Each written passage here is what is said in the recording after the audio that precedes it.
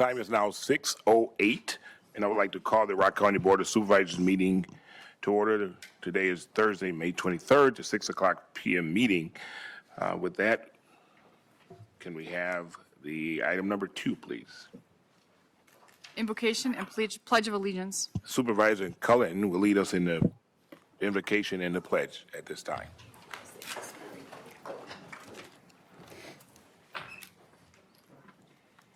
Heavenly Father, we come to you today asking for guidance, wisdom, and support as we begin this meeting.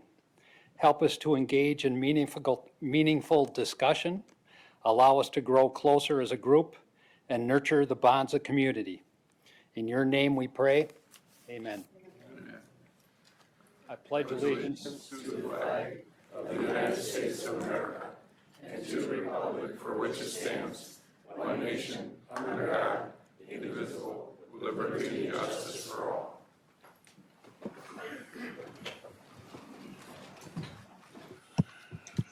Next item, please. Next item is roll call. Bob Zine. Belke. Here. Bostwick. Here. Bryan. Here. Cullen. Here. Fugelseth. Gorman. Here. Holman. Here. Knutson. Marshall. Here. Mawhinney. Here. Pennycook. Here. Peer. Present. Rashkin. Ryan. Ryan. Sue. This is Brian. Schneider. Here. Schulz. Here. Schwartz. Stevens. Here. Stone. Here. Sutter.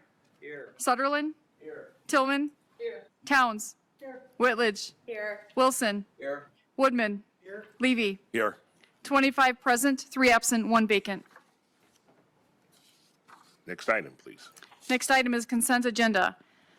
4A, adoption of agenda. 4B, approval of minutes from April 25, 2024.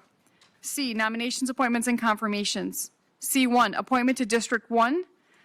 That was determined to be Janice Ringhand in the County Board staff meeting. C2, appointment to the Land Conservation Committee. Again, that's Janice Ringhand. Item 3, appointment to the Agriculture and Extension Education Committee. Again, that's Janice Ringhand. Item 4, appointment to the Finance Committee. Again, Janice Ringhand. 5, appointments to the Behavioral Health Redesign Steering Committee. 6, appointments to the Criminal Justice Coordinating Council. 7, appointment to General Services Committee. 8, chair appointment to the COVID-19 Emergency Small Business Loan Fund Committee. 9, chair appointment to the COVID-19 Small Business Loan Fund Subcommittee. 10, appointment to the Rock-Koshkonong Lake District.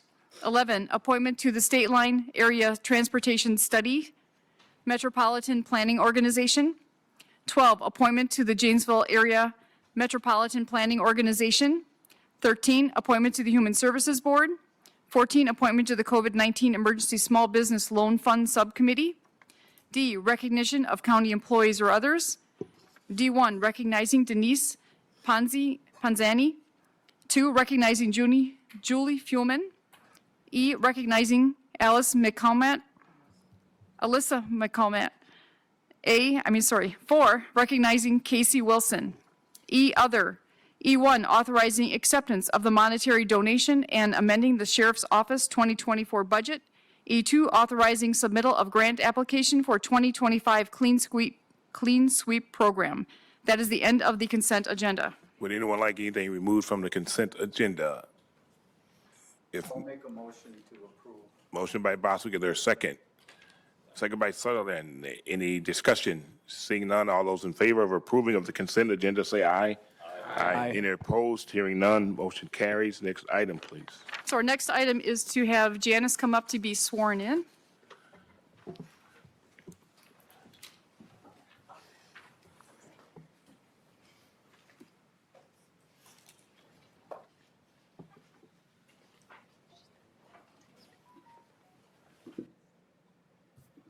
So come over here so we can hear you. Watch the cords. Okay, so I'm going to start and then just repeat. So raise your right hand. I, Janice Ringhand, I, Janice Ringhand, having been appointed to the office of County Board Supervisor having been appointed to the office of County Board Supervisor in and for the County of Rock, in and for the County of Rock, but have not yet entered upon the duties thereof, but have not yet entered upon the duties thereof, swear or affirm swear or affirm that I will support the Constitution of the United States that I will support the Constitution of the United States and the Constitution of the State of Wisconsin, and the Constitution of the State of Wisconsin, and will faithfully discharge the duties of said office and will faithfully discharge the duties of said office to the best of my ability. to the best of my ability. So help me God. So help me God. Congratulations. Thank you.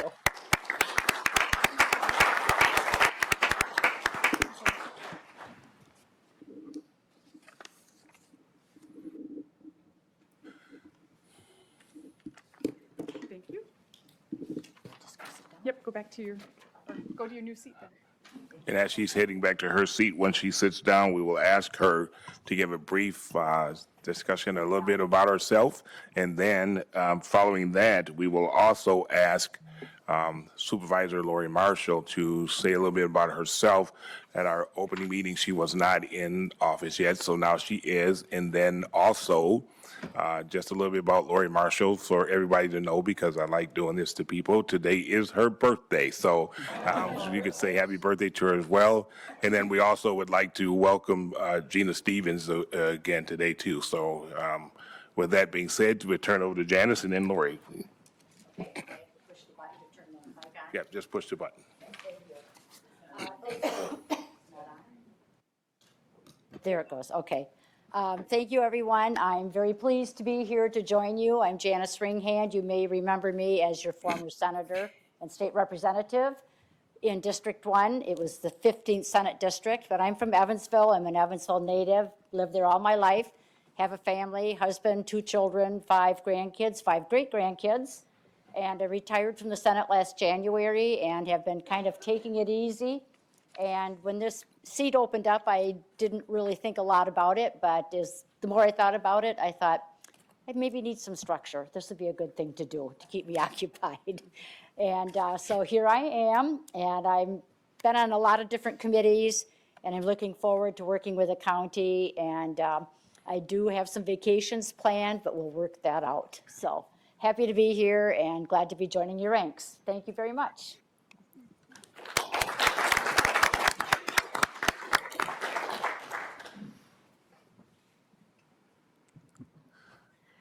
Hi, everyone. I'm Lori Marshall. I represent District 11 in Beloit. I'm glad to be here and looking forward to getting to know you all, working with you all together, and trying to do good for Rock County. Thank you. Thank you. Next item, please. Next item is item 5, public hearing. We do not have a public hearing this evening. Item 6, citizen participation, communications, and announcements. We do have a few people signed up this evening. When I call your name, please come forward, state your name and municipality. You'll be given 2 minutes to speak. Please come up through the center aisle to get to the podium. I will call the next person on deck at the same time. Our first speaker is Austin Schmetzler. I'm sorry if I butchered your name. On deck is Kathy Myers.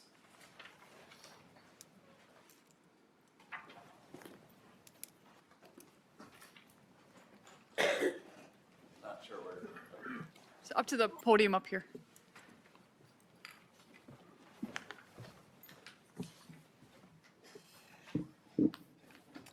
Thank you, Chair Levy and Board. Good evening. My name is Austin Schmelzer. I am the chairman of the February Tornado Recovery Task Force. Thank you for listening to the public tonight. 2020 has been hard. Every day since then has been a challenge with what seems to be never-ending inflation, especially in housing.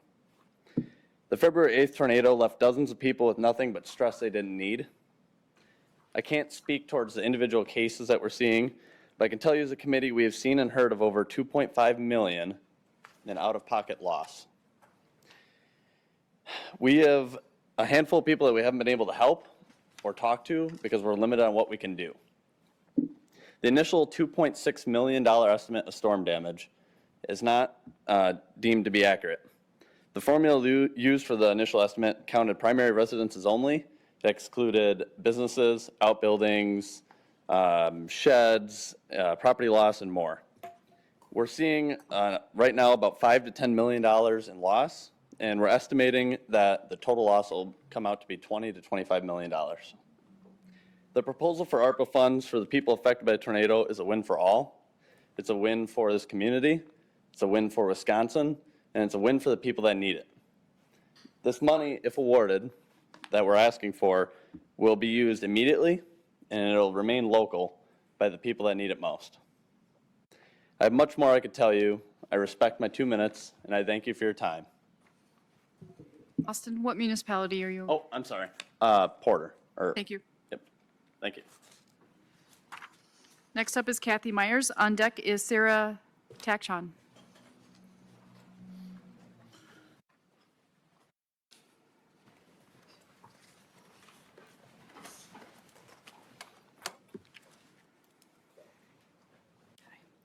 Hi, I'm Kathy Myers. I'm in Janesville, and thank you very much for this opportunity.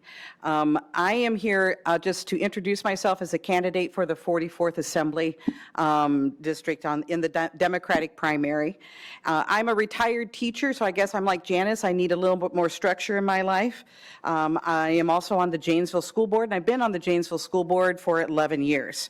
I've been a very active citizen here in the Janesville area, serving on the Advisory Committee on Appointments, serving with nonprofits such as the Red Roadhouse, serving in service clubs such as Zonta Club of Janesville, and have worked very closely with my local party.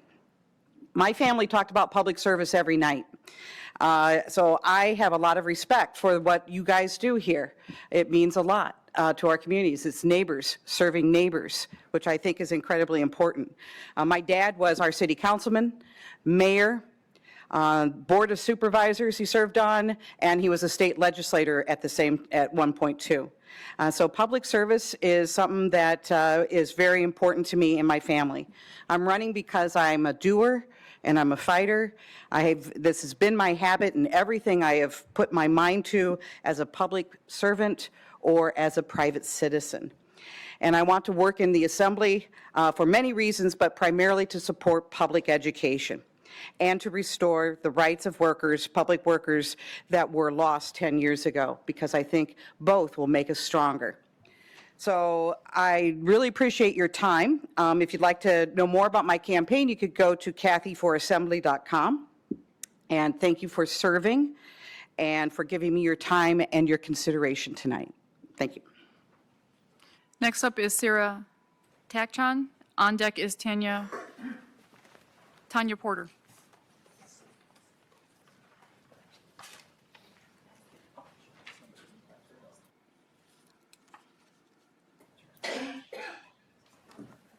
Hi, everybody. Thank you, Chair Levy, and thank you to the board for allowing me my 2 minutes to speak. As she said, my name is Sarah Tachon, and my husband and I and our 3 daughters live in Evansville. My husband is new to the Town of Union Board. I'm here to ask for your consideration to support our neighbors that were hit by the February 8th tornado. Just to share a little bit about that, I have printed information and photos. 40 properties were damaged, and it hit our rural community very hard and without notice. Original estimates by the National Weather Service suggested $2.4 million of damage, but as Austin shared, that estimate is way, way low. That might only represent 10% of what we're seeing the actual number be closer to. I'm on the February Tornado Task Force that came together 1 week after the tornado hit. Our role, with the direction and guidance of the Rock County Emergency Management Team, is here to support and advocate for our neighbors. We want to gather the information and fill in the gaps once the other insurance and resources have stepped up. Just to give you a visual, some dwellings were leveled, some were deemed inhabitable. Families are still living elsewhere. Thankfully, there were no deaths or serious injuries. After reaching out to many of the homes impacted, we learned that there's over $2.5 million of a loss gap after insurance has paid out and other resources are exhausted. It's been emotional, frustrating, and devastating for these homes. An example, one family may be declaring bankruptcy. Some people have had to move and are still living elsewhere.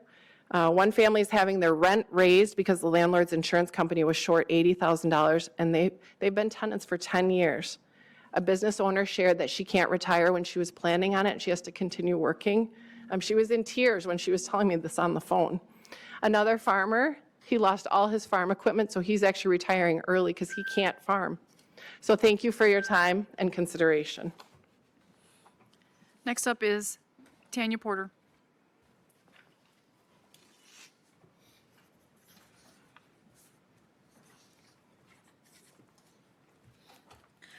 And we're going to ask speakers when they come forward, if you could please use the center aisle when you come up to go to the podium, please. Hello, thank you for your time. I am Tanya Porter. I live in Porter Township. I was one of the families that were affected by the tornado. Luckily, my damage was not nearly as much of my neighbors, but I'm just here to say insurance doesn't cover everything. And what I mean by that is my kids are still displaced in my bedroom. I have a 3.5-year-old and a 5.5-year-old sleeping in my bedroom right now because they're part of the house. The roof was torn up, the water damage, their entire rooms. And what's really difficult is 1 year prior, it was all redone. And so this isn't, a lot of people, and I'm guilty of it, people think, oh, you have insurance, it's covered. That's not the point. The point is I have to deal with the irritation, the contractors coming day and night. I was eating dinner and people are knocking on my door. My husband's like, do you know how hard it is to get these people here? Just get them in, just get the work done. My dog bites her tail off when there's contractors working on it, so I got to find someone else to watch my dog. My husband and I have to take off of work just to let them in or meet with them, and so the carpet finally got in. We're hoping to have my kids out of our room by the end of this weekend. It's amazing, but it's just the little things is, the time that you spend itemizing everything and you don't even realize everything that you lost. Like my kids, the fear. We've had 2 tornado sirens since then, and they hide in their cubbies, and they're worried about their mom being safe. No 3.5-year-olds should have to worry that I am safe. So I'm very grateful. My house, we had a lot of damage that was not covered by insurance, but we are all safe, and my neighbors did have it worse. But I'm just here on behalf of everybody. It's just the amount, the insurance just doesn't cover everything, and my kids is proof of that. So thank you guys so much for your time.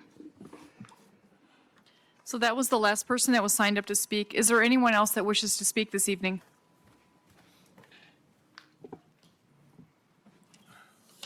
Seeing none, next item, please. So communications. So at this time, we're doing communications. Is there any communications from any supervisors this evening? Supervisor Holman. Thank you, Mr. Chair. Recently, as a county, we love to talk about caring for unfortunate people or things that are happened to everybody in this world that do happen. Wish to talk to you today about this, the undervalued or underappreciated people that give assistance to people who are passing away. Recently just went through this, but it's not about me, it's not about anything thereof. What I got to witness was the extraordinary work that is done by the people out to Rock Haven that give everything that they have to help in families who are in distress like this. And it was very, very good to see how good the people of Rock Haven, all of them are. And then also a Grace Hospice. There are other organizations that do well, but I got to witness a Grace Hospice.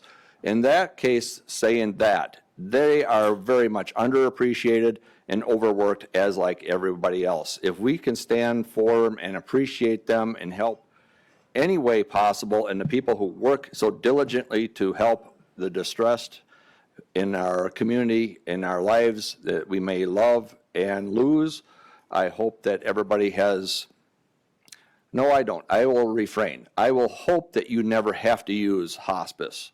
I hope that your family can pass away in their homes with their loved ones around them.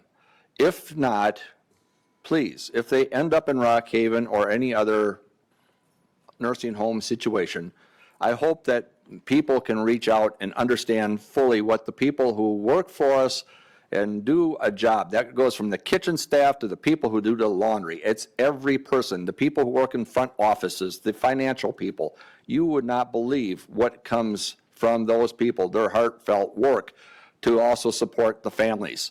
So with that being said, and hospice standing strong for everybody, and they stand in the mud of death every day, they see it. I hope you understand what these people do, and they are so underappreciated. Please, by all means, if you ever find yourself in that situation, please give them a hand and tell them just how much they are appreciated in this world. Thank you. Thank you. Anyone else? Supervisor Schneider.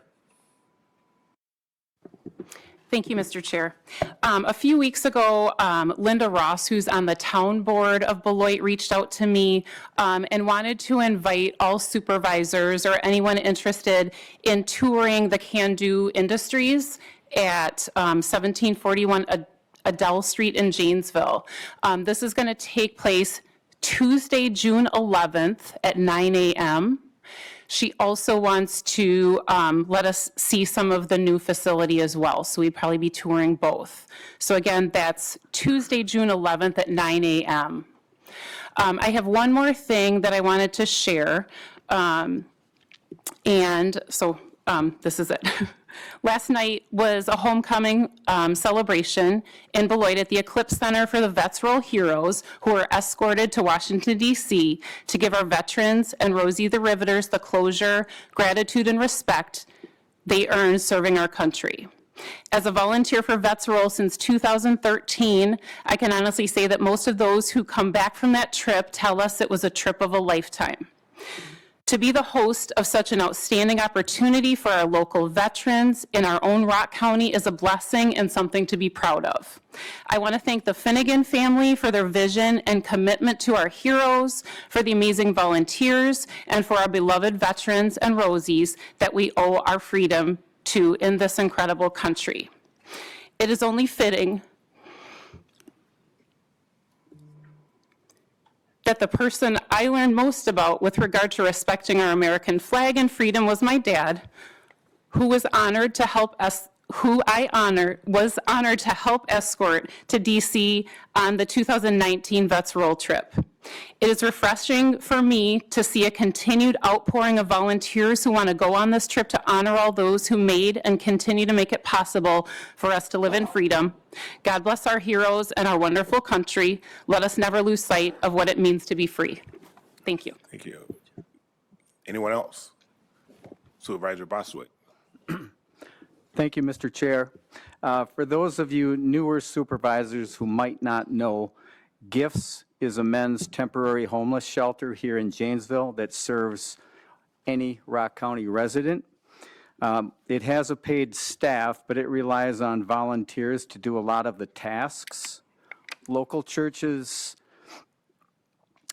take turns stepping up to volunteer to provide the needed manpower. My church, Trinity Episcopal Church, partners with First Lutheran here in town for the first 2 weeks in June and the 2 weeks after Thanksgiving to help out. Our next tenure starts Sunday, June 2nd, and that's like a week from Sunday, so it's looming. And it goes until June 15th. So if you can't tell, I'm soliciting volunteer help, like I have before. We need the following. We need overnight supervisors. This goes from 9 p.m. till 6 a.m., Thursdays through Sundays, so I have 8 slots to fill there. This can, by policy, can only be men doing this. However, we do have a need now for intake workers, and that means running the front desk 5 until 9 o'clock every night, every day of the week. So there's 14 slots there. That makes a total of 22 slots that I, as coordinator, need to fill.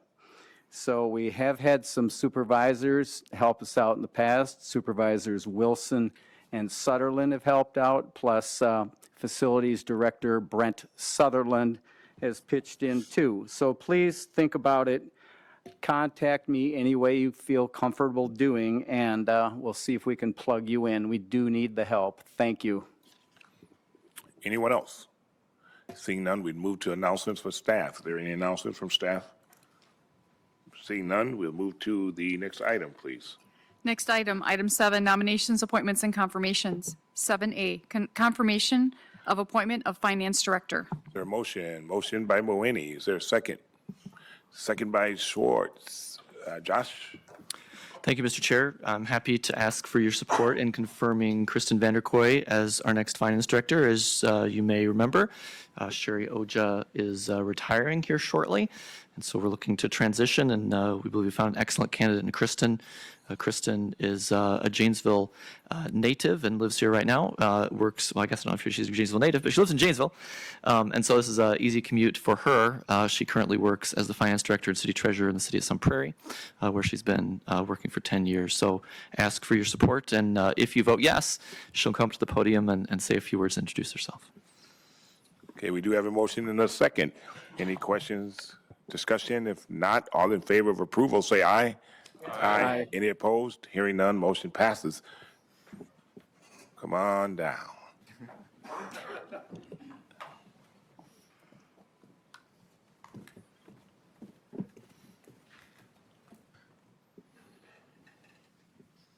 Thank you very much for having me. Again, my name is Kristen Vanderkoy, and as County Administrator said, I have been with the City of Sun Prairie for 10 years.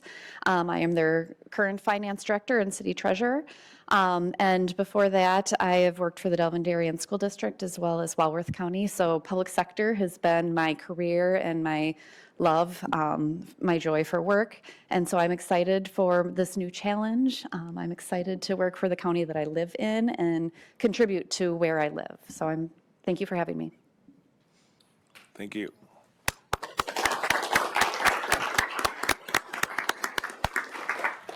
Next item, please. Next item, item 8, recognition of county employees or others. 8A, recognizing Sergeant Jay Williams. Is there a motion? Motion by Boswick. Is there a second? Second by Homan. Supervisor Tillman.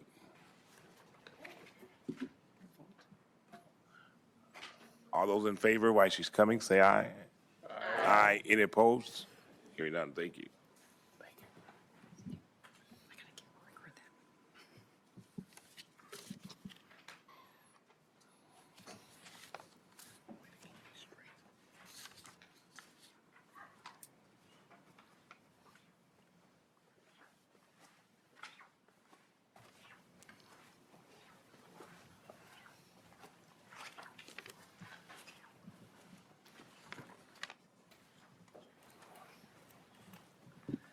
Thank you, Mr. Chair, and good evening, fellow supervisors. I have my resolution script here, but I don't think I need it. I'm going to read it, but I had the pleasure of working with this man for many, many years. Okay, recognizing Sergeant Jay Williams. Whereas Jay Williams began his employment with Rock County on March 2nd, 1998 as a deputy sheriff and was promoted to sergeant on April 18th, 2011. Hard to do with a lump in my throat. Sergeant Williams has diligently served the citizens of Rock County as a dedicated and valued employee of Rock County for over the past 26 years, having worked under 5 sheriffs over the course of his career. Sheriffs Howard Erickson, Eric Runnes, Robert Spoden, Troy Knudsen, and Kurt Vell. Whereas Sergeant Williams has been assigned to the Patrol Bureau, the Court Services Bureau, the Diversion Program, the Jail Division, the Community Corrections Program, and to include supervising the Rock County Education and Criminal Addictions Program, better known as RECAP, the Jail Reentry and In-Custody Treatment Program, Drug Court, OWI Treatment Court, and Veterans Court Programs, Electronic Monitoring Program, Huber Program, Work Ender Program, and the Project Lifesaver Program. All those are jail diversion type programs, and you're going to be missed. Whereas Sergeant Williams has received numerous letters of appreciation and commendations, including a Community Service Award in 2015 and the Retired Sheriff's Leadership Award in 2024. He has served as a firearms instructor, defense and arrest tactics instructor, boater safety instructor, boat patrol team member, recreational safety rescue team member. He's also served on the leadership committee for the Substance Misuse Task Force, the Risk Reduction Subcommittee for the Evidence-Based Decision-Making Program. He's been a board member for the Wisconsin Association of Treatment Court Professionals and the Janesville Mobilizing for Change. He's also been a member of the National Association of Drug Court Professionals.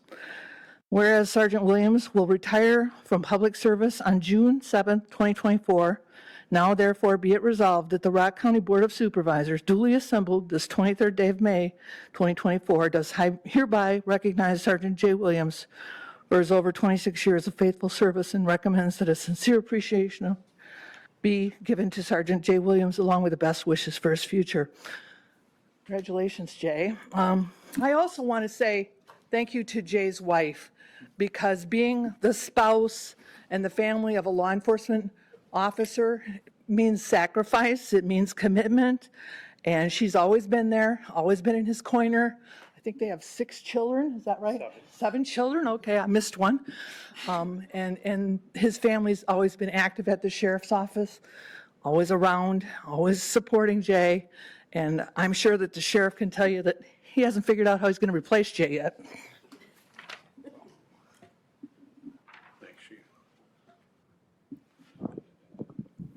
Yeah, this is probably one of my more regrettable opportunities to talk in front of you because I'm going to miss Jay quite a bit. When he first started with us, we rode together for a couple months. When I was doing that type of stuff, we usually had the people that I was riding with come to the house. So he's been to my house or my old house a number of times.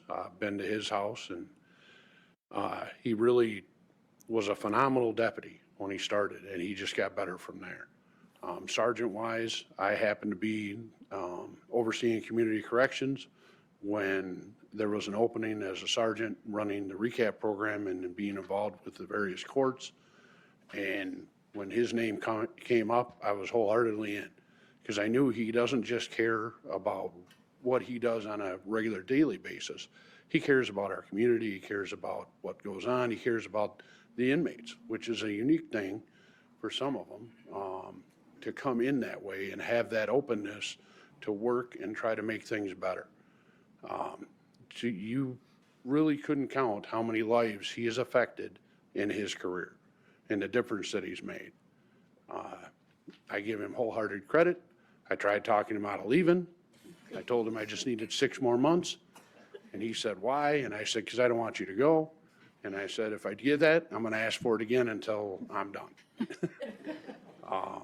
I'm very proud of him. I'm proud of what he's accomplished. Proud to call him a friend. And proud of the fact he's able to retire and still have the great attitude that he started with. So congratulations, Jay. You want to say something?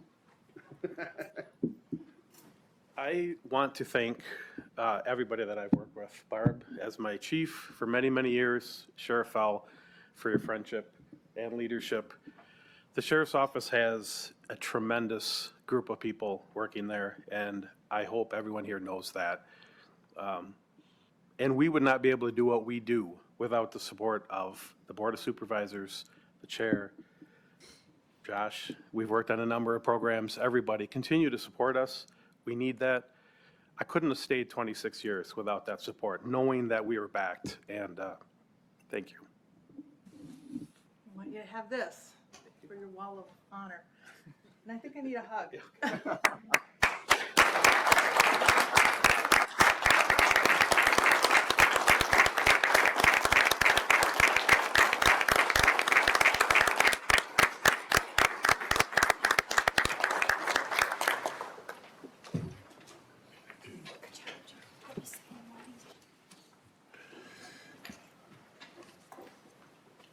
Next item, please. Next item, item 9, introduction of new resolutions or ordinances by supervisors for referral to appropriate committee.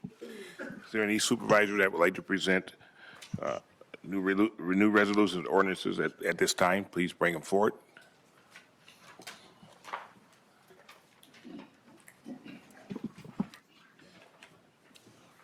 Thank you. Then as you return to your seat, I'll ask you for just a brief explanation of what it is. Thank you.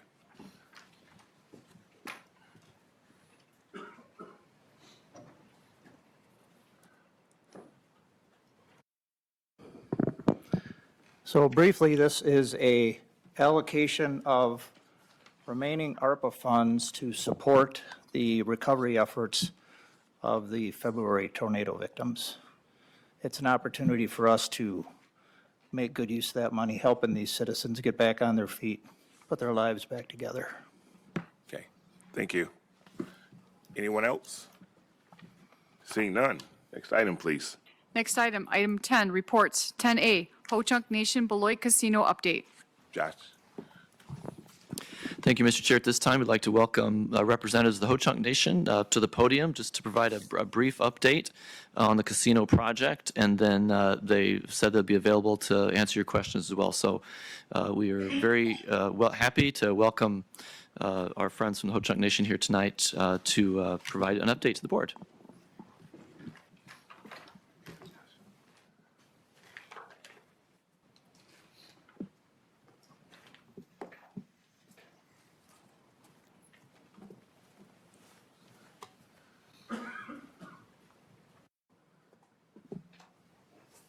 Good evening, everyone. My name is John Greendeer. I am president of the Ho-Chunk Nation. I'll have my partners here introduce themselves as well. Good evening, everybody. I am Shelby Vizentine. I'm a District 3 legislator for the Ho-Chunk Nation, and Rock County lands in my district. Good evening, everybody. My name is Colin Price, and I am a member of the Ho-Chunk Nation and recognize a lot of the folks here. Thank you for having us tonight, and turn it over to President Greendeer. Thank you. Well, tonight I want to say thank you for giving us a little bit of your attention, and we don't want to take up too much time. It was just a little over 10 years ago that I was in this very spot trying to enlighten folks on the concepts of what an industry like this could do for the area. And at that time, there were a lot of things that were going on in order to bring this plan together. Since then, I had retired from politics before all my hair fell out and all the bureaucracy took over. And I was hoping they would close the deal on it, but I came out of retirement because all the stars have aligned. I am absolutely excited to say that we have a governing body that is 100% for the plans. We've worked with the city of Beloit, a lot of the planners and engineers, as well as many folks from Rock County, our vendors, and folks that work in the more unsexy portion of development that we have to go through. Some of the reasons why we weren't able to have continuum on this are a result of a multifaceted oversight that we have with the federal government, with the state, the county, the city, the planners, our own financing, political priorities. But I can tell you that one of the reasons why I'm a lot more excited is because the footprint, the size and the scope of the facility, what it will attract in terms of economic development, because in our brains, we're all thinking about gaming.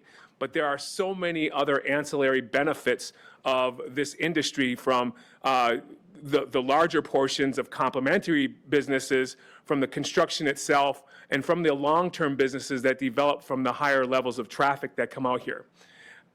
The wonderful thing that I don't have to do is I don't have to sell the concept.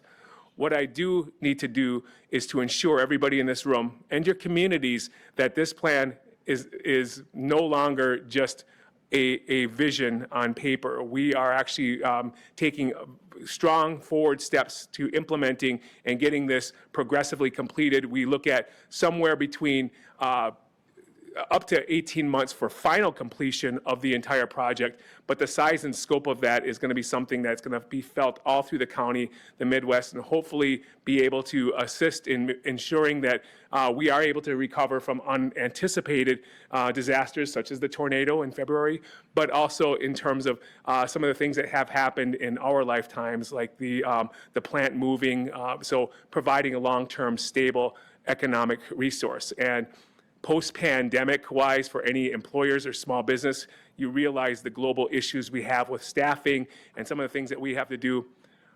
One thing I'll leave you before any questions is to do something I always ask our employers, our vendors, our friends in our community, is make your decisions based on what someone has done, not what they will say that they are doing. We are the gaming entity of the Midwest. We run 6 very successful gaming operations. About over 85% of those gaming operations are staffed by non-tribal members that we consider our family. In this day and age, our benefits, our pay, our work environment is A-list. In politics, there's a lot of things to complain about, but one of the things I love to hang our hat on is how we treat our employees and how we have worked together with our communities, our growth. So I am very excited to see this plan moving forward. I believe that the stars are aligned better than what they were before, and I believe that in a very short period of time, with the support of this board, along with the support we've been offered by the city of Beloit, with the support of the federal government, the governor of the state of Wisconsin, at the regional offices, our partners in engineering, finance, looks like we are ready to hit the ignition on here. So I don't consider any portion of this development a chip shot by any means. We have been in the industry too long to make assumptions, so it all takes coordination before the decision is made to see this plan come to fruition. So I'm very excited. I want to say thank you for your attention tonight, and I can assure you that the minute we walk out these doors, this is Team Beloit, and we are progressively working on this day in and day out, and you will see the Ho-Chunk establish that site once again in our own ancestral traditional area. So thank you. Thank you. Any questions? Supervisor Holman. Thank you, Mr. Chair. Sir, I appreciate what you brought to us tonight, and it's very interesting. And I see you're describing very beneficial avenues for the community, for people by and large to entertain themselves and have, you know, a very pleasurable experience.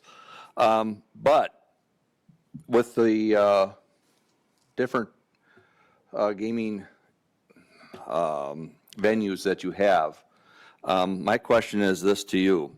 Unfortunately, anywhere that there's money being dealt with, you know, as far as gaming and things like that, you know, and I don't want to go deep into all these, you know, things, but there's always a sort of a undertone of unsavory people that like to float around money where it's at, gambling and such. And I'm sure you're not unaware of this kind of stuff. With that being said, sir, my question to you is this. In your other facilities that you are running gaming operations, and this one coming to Beloit, and I greatly appreciate your doing this for our communities, but do you also support the authorities and by financial means to help offset the undertones that are flowing, because the county, you know, is going to have to also deal with those undertones that are still now going to flow.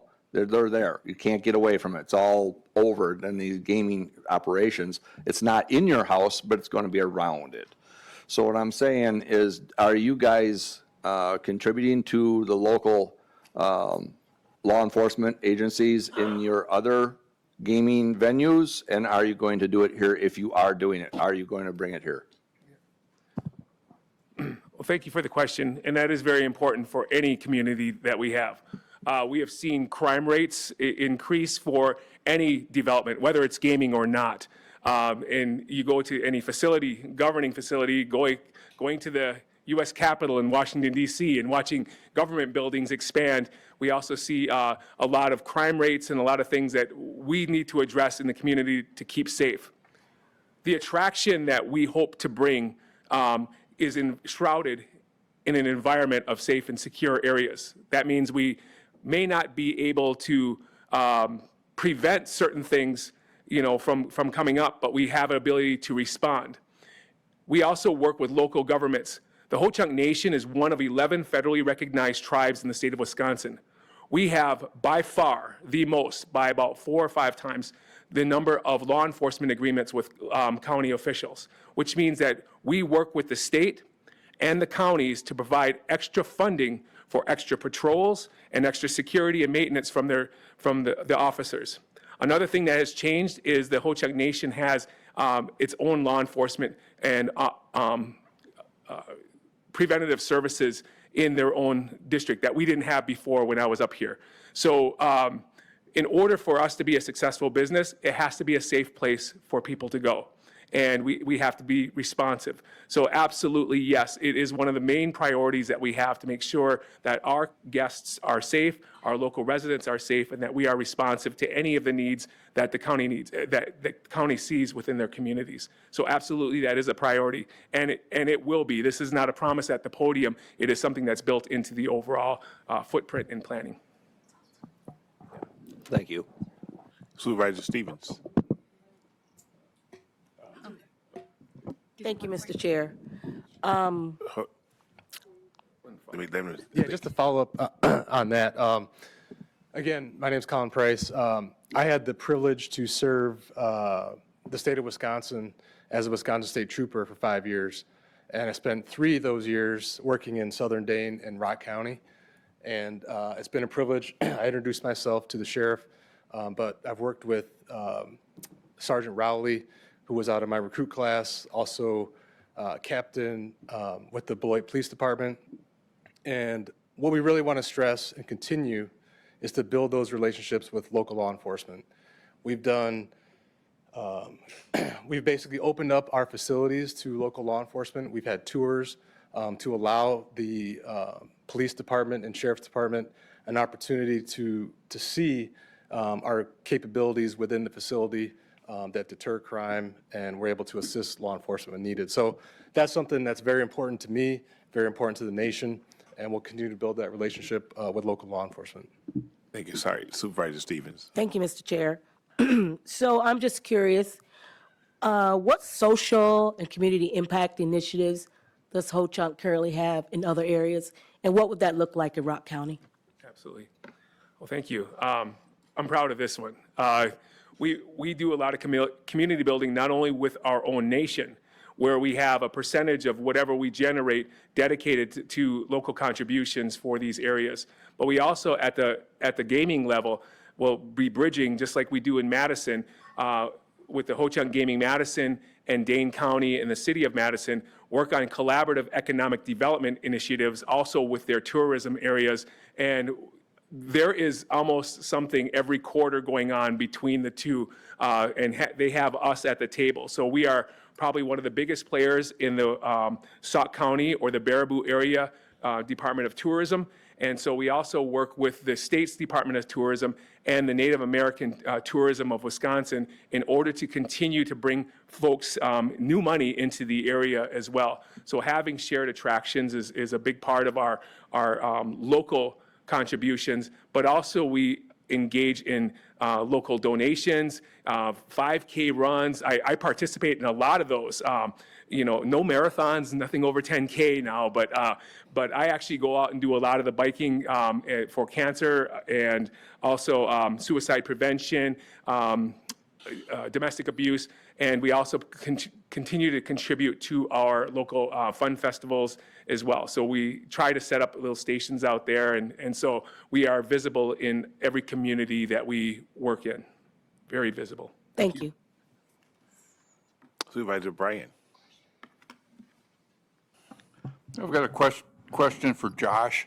What kind of a resolution are we going to have to put together from the county board to help facilitate this? Yes, thank you for the question. So what we'd expect, as you have seen recently in the city of Beloit, and as many of you who have been around for a while may recall, that the county and the city and the Ho-Chunk Nation are partners in an intergovernmental agreement that was necessary to facilitate the development, in addition to the other things that President Green Deer indicated needed to happen for this to fall into place. So what we'd expect to happen in the near future, when Chair Levy approves putting on the agenda, is sort of update that intergovernmental agreement that has expired. And so we'll be bringing that to the board soon to ask for your agreement. And that there are provisions in that that affect some of the questions that you've asked today with regard to, for example, the cost sharing that the county participates in with the city as well. And so that will be coming to you soon. Thank you. Okay, and thank you very much for your update. Thank you, everyone. Thank you. Next item, please. Next item, item 10B, report on American Rescue Plan Act funds. Gosh. So at this point, I would ask Jody Serber, who's the analyst in the county administrator's office, to come forward. Jody is the county's expert on ARPA funds. She never started her career to begin to be an expert on ARPA funds, but she serves in that role for the county. So Jody's going to come up to the podium, run us through a presentation on ARPA funds. You did see in your packet the summary that we put together on where we are right now with estimate of available funds that need to be reallocated. So just as you recall, as Randy pulls up the presentation, we've talked about several times that there's a deadline that Jody will cover with regard to certain actions we have to take. And so our intent today is to give you the first preview of the funding that has been allocated already but needs to be reallocated in order to make sure that all those funds can be put to good use. So with that, I will almost turn it over to Jody as Randy gets the presentation up.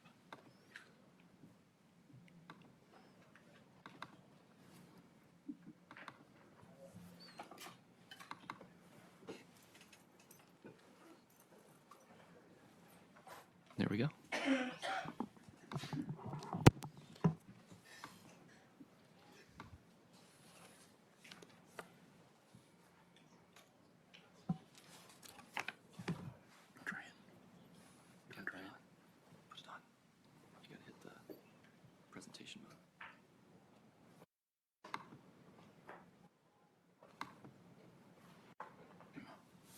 All right, so thank you, everyone. Yeah, so I complete the quarterly reports to Treasury for the ARPA funds. So that's the reason why I'm here to talk about this tonight. So I'll begin with just kind of an overview of ARPA and what the eligible uses are, and then get into some of the specific projects that we've been funding and what kind of funding we currently have left. So first up is our overview. So important to know, we've received $31,729,599 of ARPA state and local fiscal recovery funds. The funds can be used for specific eligible uses that are outlined in the final rule and other rules and FAQs that have been released from Treasury over the last several years. And the funds have to be obligated by the end of this year, so December 31st, 2024, and they have to be spent by the end of 2026.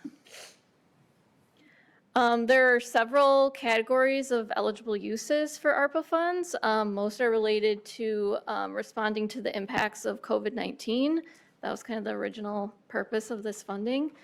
So the main categories of eligible uses are public health, negative economic impacts, premium pay, which is no longer an eligible category because of the end of the COVID-19 public health emergency. And then water, sewer, and broadband infrastructure. And as well, in 2023, they added 3 additional uses. So those are natural disasters, surface transportation, and Title I projects. So overall, there's a lot of uses. Most of them are tied to COVID, but not all of them are necessarily. There's also included in the American Rescue Plan, we're allowed to use some of the funding for revenue loss, assuming that, governments lost revenue due to the pandemic. So up to 10 million of our funds can be used as revenue loss due to the pandemic. Those funds have a lot wider use. They can be used for the provision of government services, anything that we traditionally provide as a service, these funds can be used for. So far, because it is a one-time funding source, we haven't really used these for recurring costs. It's mostly been for one-time uses. So the reason we're talking about this today is because of the upcoming obligation deadline. So like I stated before, the funds have to be obligated by the end of the year, or any unobligated funds will have to return to Treasury. The funds can be obligated in a few different ways. You can place an order for property and services, enter into a contract or interagency agreement, or provide a reasonable estimate of personnel costs for 25 and 26. So it's important to note that, so far we've had a lot of the ARPA funds be included in various budgets or resolutions as a funding source. According to Treasury, that doesn't count as obligating the funds. That's just kind of our own personal record keeping of how we're going to use the funds. But for Treasury to consider them obligated, we either have to have an order placed or a contract. And one important thing to note that they recently clarified is that if our actual spend on a project is less than what we report as our obligated amount for the project, we can use the excess funds to supplement any of our other existing projects. So like, for example, if in 2026, one of the positions that we're planning to fund goes vacant and we end up having some additional funds left over for that position, we are able to move that funding to any other project that we've had reported at that point. So that gives us a little bit of flexibility, but we still have to have the funds obligated by the end of this year, or we do lose them. Now we can kind of start getting into the actual projects and the numbers here. So to begin with, we can look at the budget. So as of right now, we have $21,300,651 budgeted in the COVID response category. So like 19, almost 20 million of that is budgeted in our 21 to 2024 budgets that have been approved. And then 1.3 million of that is estimated for personnel in 2025 and 2026. So totaling the 21.3 million.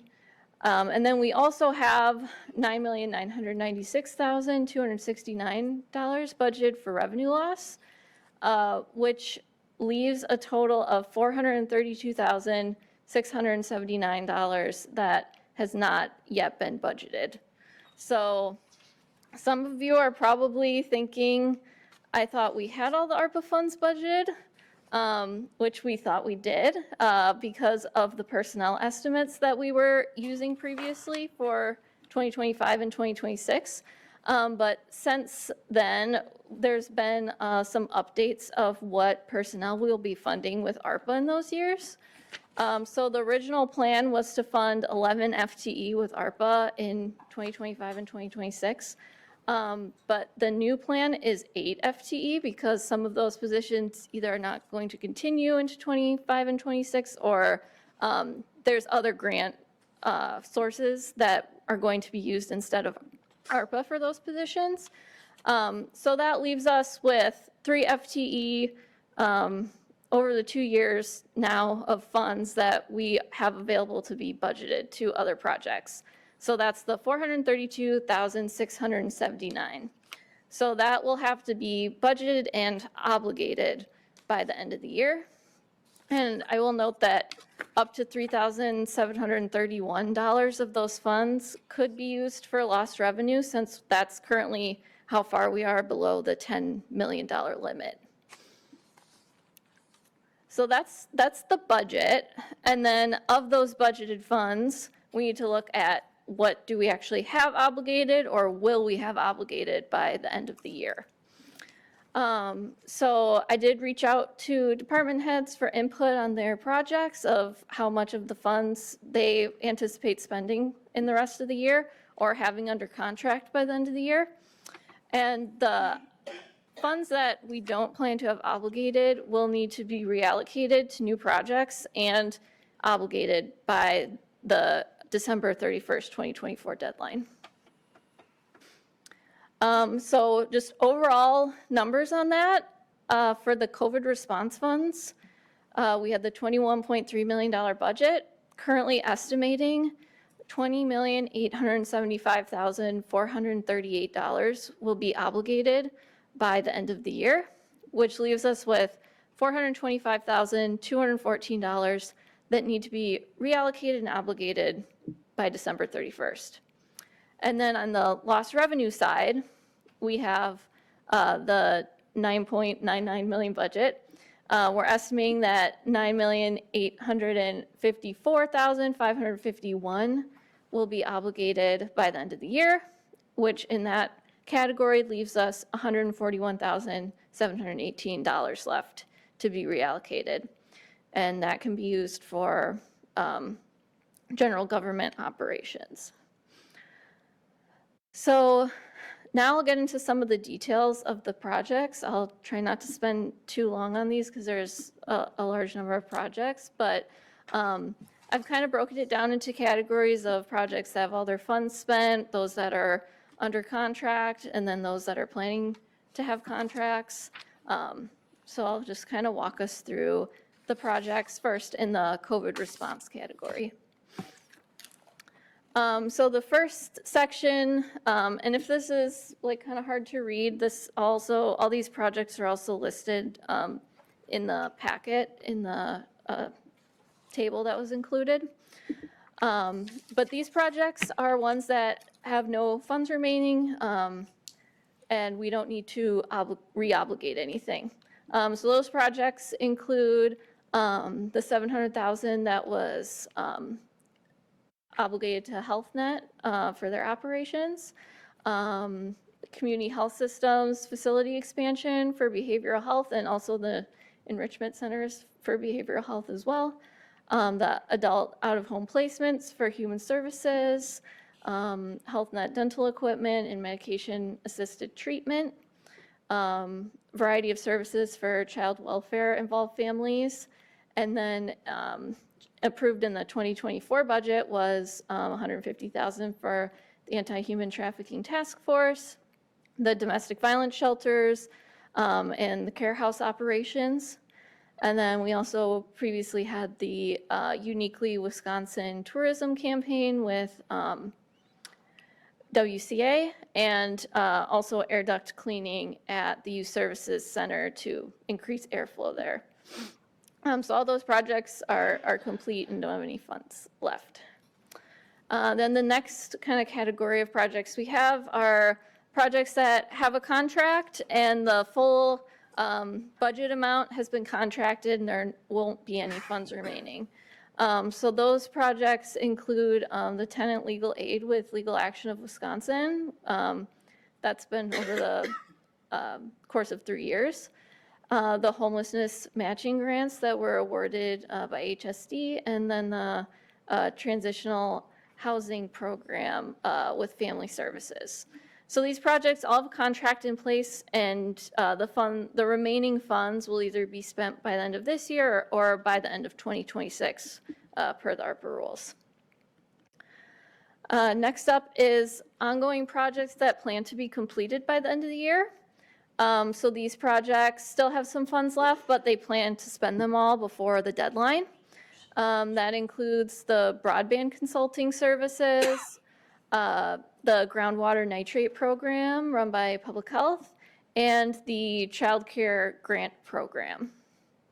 So all of those funds are expected to be spent by the end of the year. Next up is the projects that are planning to have a contract in place by the end of the year. So that includes the Beloit Public Library Discovery Place, the Community Action Shelter, prevention services from HSD, and also the affordable housing projects. So once we have the contract in place for those, they'll be considered obligated and we'll be good to go as far as Treasury is concerned.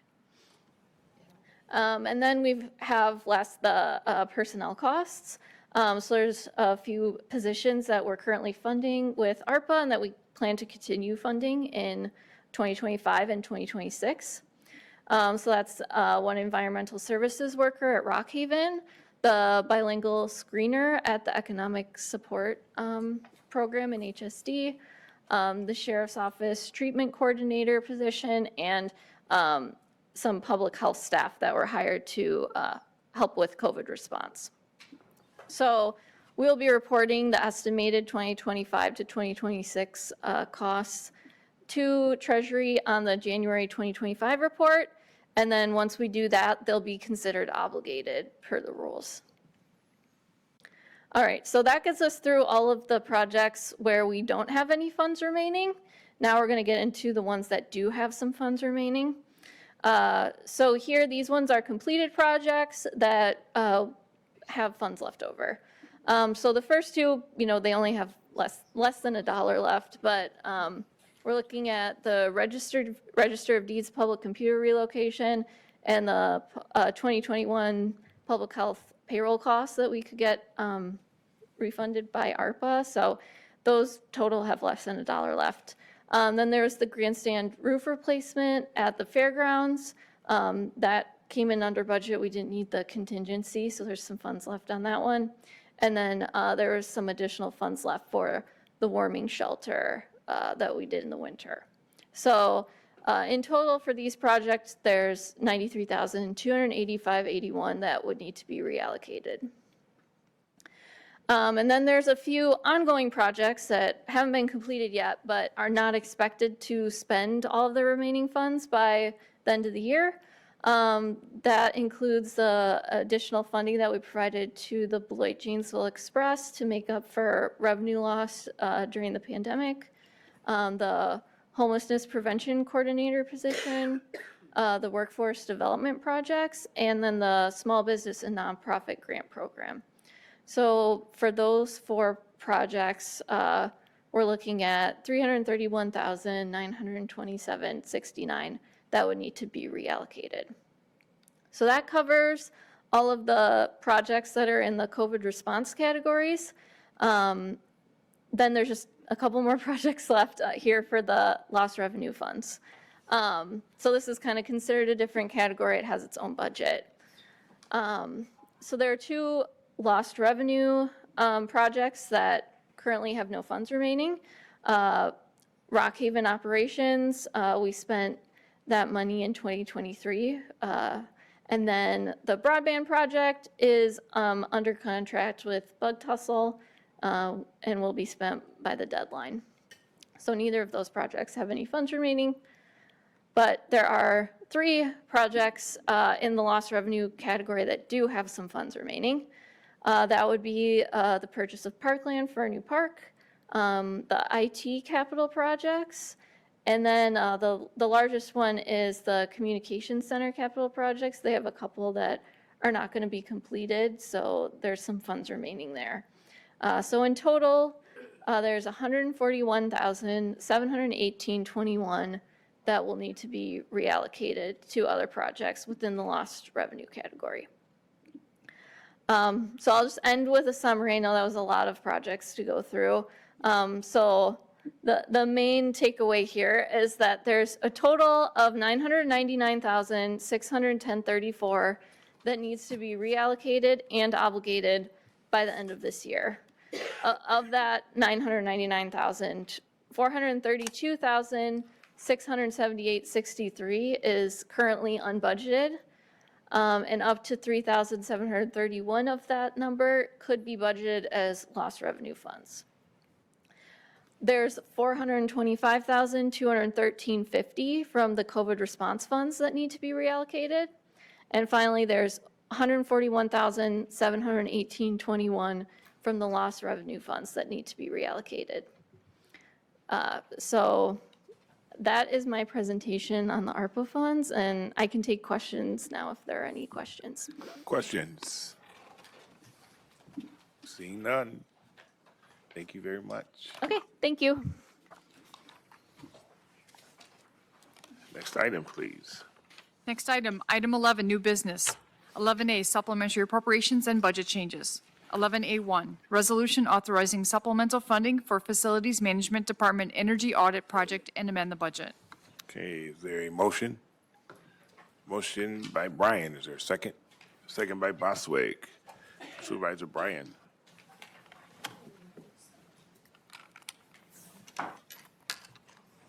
Brent's here, he can handle it. Brent's here. He can handle it? All right.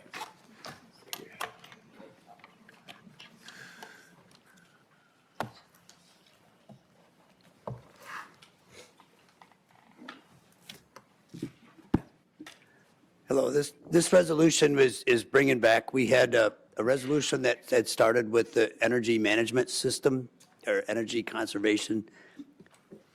The Environmental Management Systems Committee had started, they had requested funds to do a strategic plan to get us to carbon neutral by 2050, which was a resolution that the board had passed.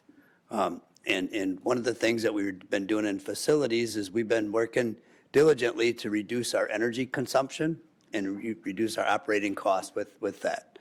And then we had finally gotten to the point where we now need to start looking at renewables. And once we get into the renewables is where we need to have some extra guidance and with the consultant to try to help us do return on investments to make sure that, you know, many of these renewables require incentives and grants to help offset it to make it so that it's cost effective to do these projects.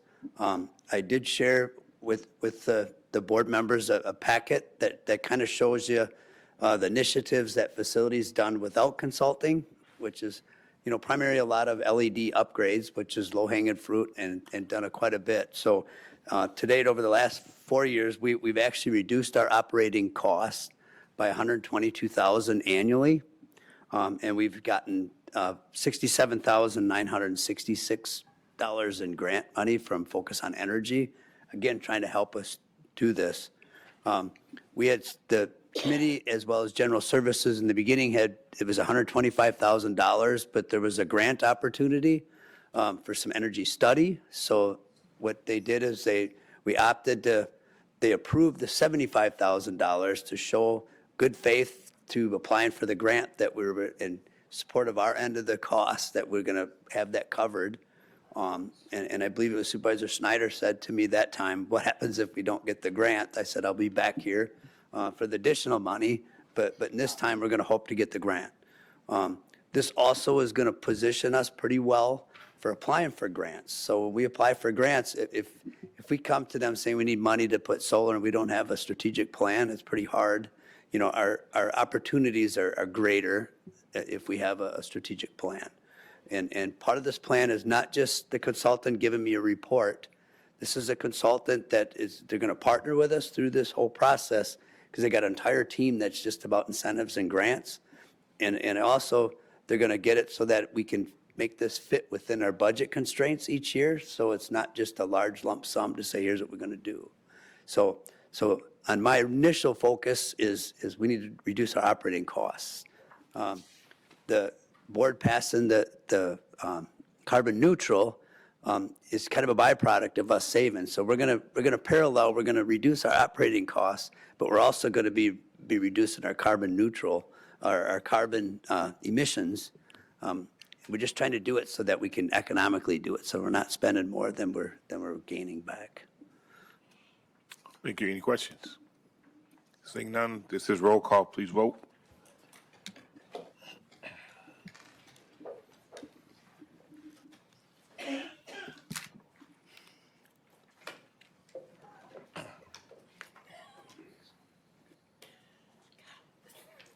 Yes, 21, no 5, 3 absent. Thank you. Passes. Next item, please. Next item, item 11B, contracts. 11B1, awarding bid for correctional food services at Rock County Jail. Is there a motion to approve? Motion by Tillman. Is there seconds? Second by Whitledge. Before I turn it over to Supervisor Tillman, I would be letting everyone know I will be abstaining from this vote due to the fact that I am employed by the company that they are possibly awarding the bid to. With that being said, Supervisor Tillman. Thank you, Mr. Chair. The bids, there were only 2 bid submissions.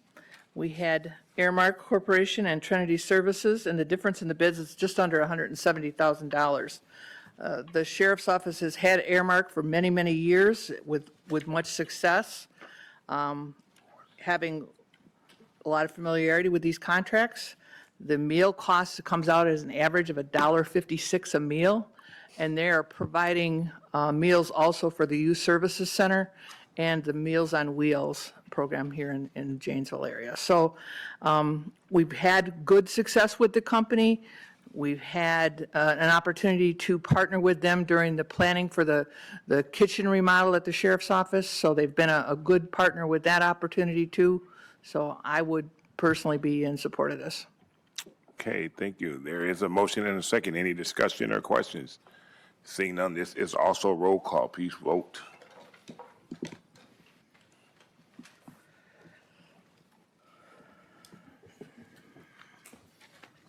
Yes, 24, 1 no, 3 absent, 1 abstain. Thank you. Next item, please. Next item, 11C, modifying the purpose of ARPA funds provided for the Community Action Twin Oaks Shelter Project to support the Community Action Fresh Start Program.